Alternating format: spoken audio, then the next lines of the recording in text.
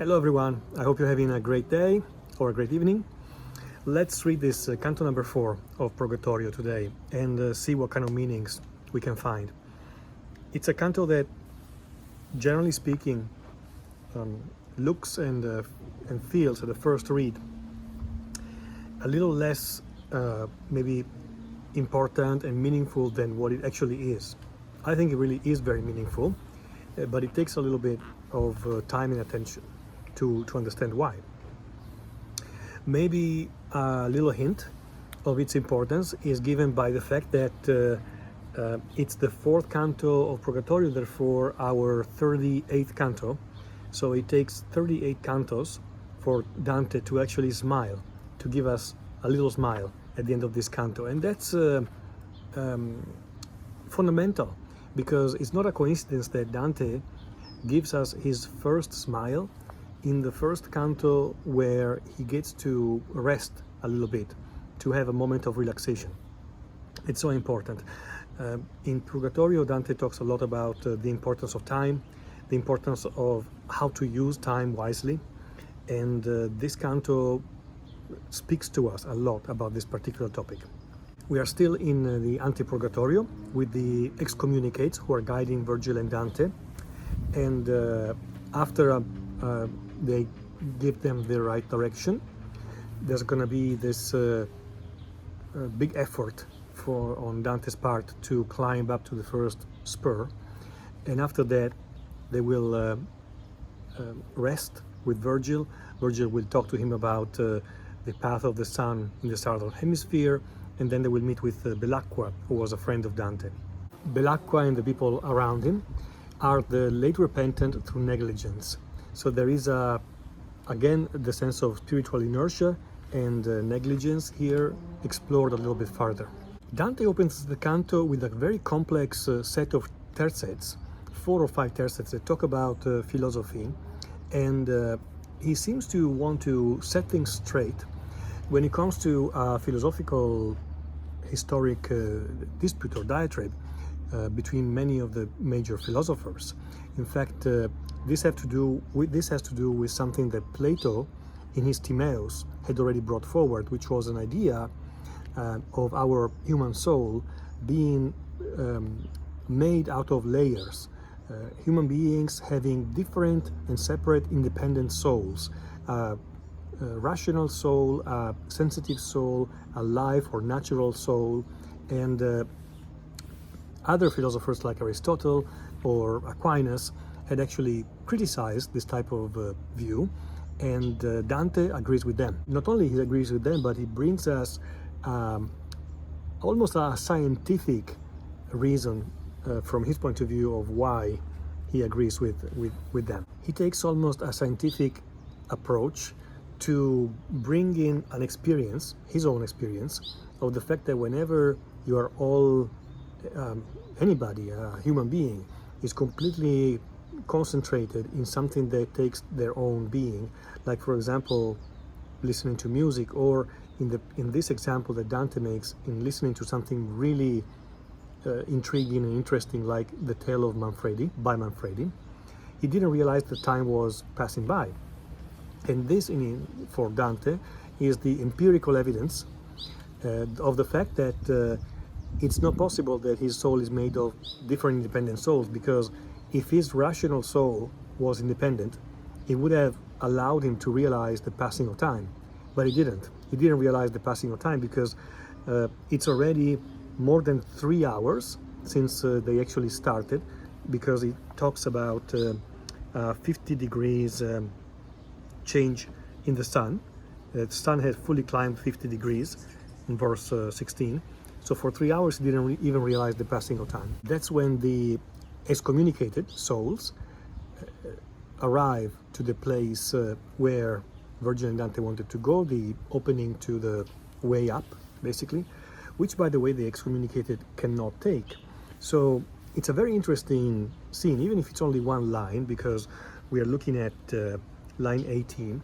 It's a very important one. He says, those souls cried out to us in unison, so as if they were one, here is what you want.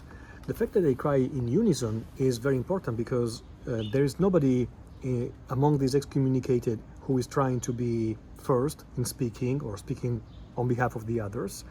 And so there is a big harmony among them.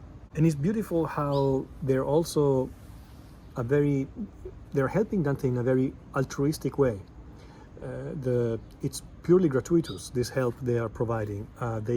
While knowing that they won't be able to follow him, they need to still stay where they are for an amount of time. So it's the first time that we are really seeing a group of souls voluntarily and so altruistically help Dante and Virgil without any type of negotiation required and without any type of tricks like we saw in Inferno. At verse 20, Dante is inserting a couple of tercets that are really a beautiful bucolic simile about the farmer when the grape is darkening, who will always...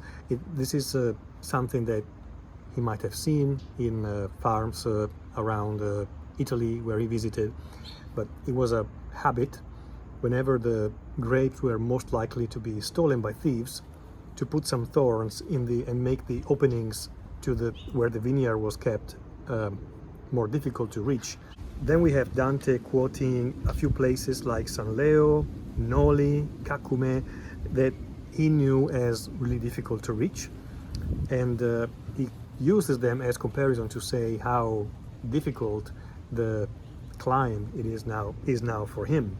He says, I had to fly, and it's interesting how he uses the word desire. In Italian is desio, but again, like we said a few cantos ago, it's always that kind of etymology of desiderio, negating, and siderio, the stars, this type of pull towards the stars, and need, because they are taken away from us. So it's always symbolic, the way that Dante is explaining to us how the first part of Purgatorio is a lot of hard work, so hard that it's really steep, and he has to use his hands and feet in a symbolic way to talk about spiritual work, spiritual journey. There is a certain strength of habit that needs to be formed in the very first moments of whenever somebody embarks in a spiritual journey. And this is actually what Virgil refers to later on in this canto, where he says that in Purgatorio it will be easier to climb up the higher they go. That also is a symbolic way, or allegory if you want to call it like that, to say that a spiritual work tends to get easier and easier if you're progressing. Virgil and Dante get to arrive finally to this open slope that is still steep, but less than, and much larger and less steep than what they've been climbing so far. This is probably the best moment of the entire canto, and the most lovely, poetic, but also the most meaningful one, when Virgil and Dante decide to sit down and almost bask in the sunlight, which throughout all Purgatorio the sunlight stands in for the divine glory or the divine grace. So personally, I see this tercets at verse 52 and down. There we sat down together, facing east, in the direction from which we had come. What joy to look back at a path we've climbed. My eyes were first set on the shores below, and then I raised them toward the sun.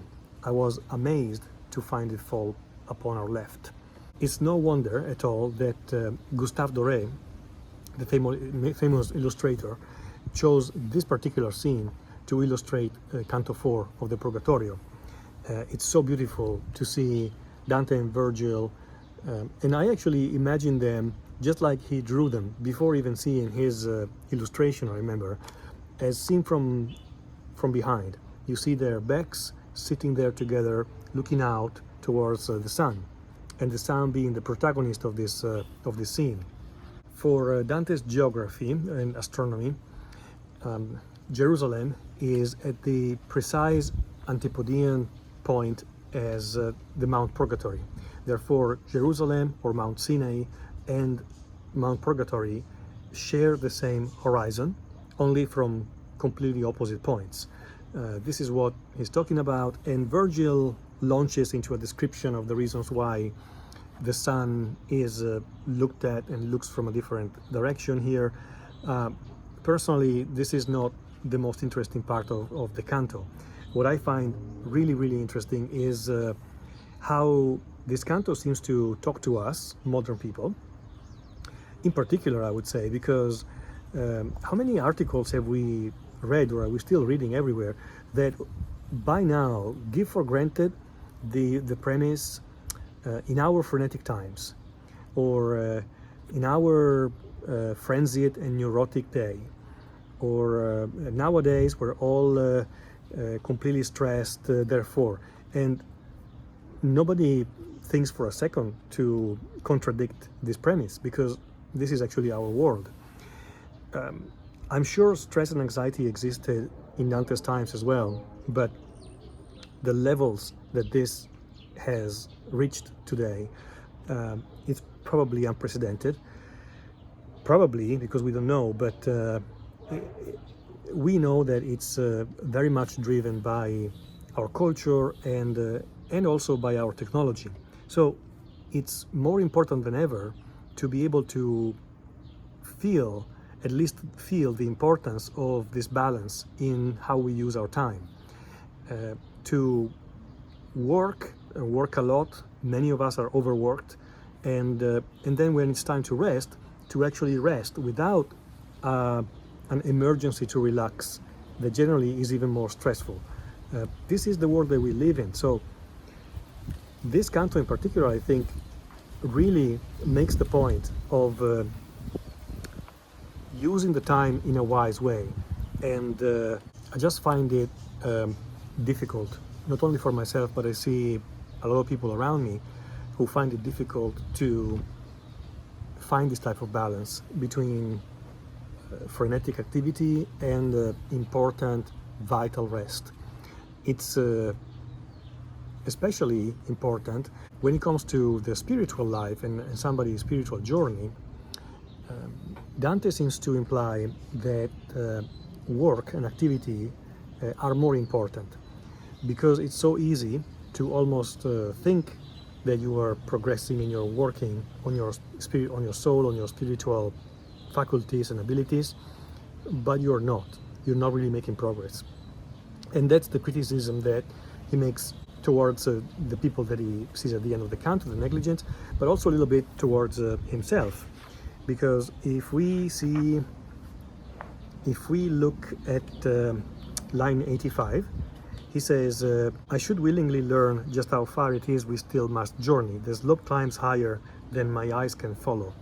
There is there seems to be a clear impatience on Dante's part here. And so possibly he was saying here, when he wrote these lines, he was saying, the risk is present for me as well.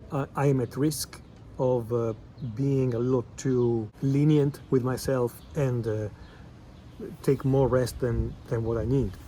Once Virgil's little lecture about astronomy and the sun's path is done, Virgil and Dante hear a voice that says, perhaps you will have need to sit before you reach that point. And here it starts a back and forth, which is quite humoristic, between Dante and Belacqua. Belacqua is believed to be a friend of Dante from Florence. He probably was a musical instrument maker, and he was famous in Florence for being particularly lazy, this guy. This is how he sounds for the way that Dante addresses him. It's also funny how Belacqua seems to express himself with jokes and little pointers or zingers towards Dante that finally, with a certain, probably is this kind of affection driven by this type of jokes that move Dante to a slight smile that we can see on line 122. As I said, 38 cantos of this always serious guy having a lot of emotions but never smiling once, and finally here my lips stirred a little towards a smile, a little bit just towards a smile. There was a tale in Dante's times about Dante and Belacqua that came to us. We don't know if it's 100% true, but it's been written and rewritten by all the different commentators, especially the early ones, about the fact that Dante often was reproaching Belacqua for his being lazy, for being somebody who, for his sloth, basically. And one day, Belacqua, tired of being reproached by Dante, quoted Aristotle to Dante. And he said, like Aristotle said, the soul becomes wise when one is seated and quiet. And very quickly, Dante replied, if sitting can make a man wise, then no one is wiser than you. That's how apparently silver-tongued Dante was with people who made these kind of little jokes to him. But it's a humorous exchange that, as I said, ends up in this beautiful slight smile. In fact, he says the slowness of his movements, his brief words, had steered my lips a little towards a smile. It's not completely clear if it's his affection, his memories of the friend, or the type of sin that have brought Billaqua here that make Dante smile. But it's clear that it's also the type of spiritual moment where he is that allows Dante to concede himself a little smile and relaxation. We're also starting to understand how Purgatorio works overall, the divine justice here works. The souls are not anymore an incarnation of their sin, just like they were in Inferno. In fact, I personally think that everything we've seen in Inferno so far reads and is understood much better in the light of Purgatorio, because as you've noticed, souls like Francesca, like all the souls that we've seen Farinata in Inferno, are not repentant at all. They are always blaming other people. And now, if we see that type of attitude in comparison or reflected in this type of souls in Purgatorio, we will see that it's very different. Over here, nobody is blaming anybody. There seems to be a good understanding of your own responsibility. And at the same time, they are not stuck in a certain sin or position. For example, Billaqua, yes, he's in a position of sloth, but he's not being negligent. He's simply doing what he has to do in order to comply with divine justice. And that's precisely what Billaqua explains at the end of the canto. I delayed the good size until the end. Very nice expression here at verse 132. He says in Italian, I buoni sospiri, the good size. This is actually a literal translation, good size. And so here we get to the beginning of Canto 5 of Purgatorio. Another beautiful canto. I'm looking forward to it. And thank you for watching the video. And thanks for following along.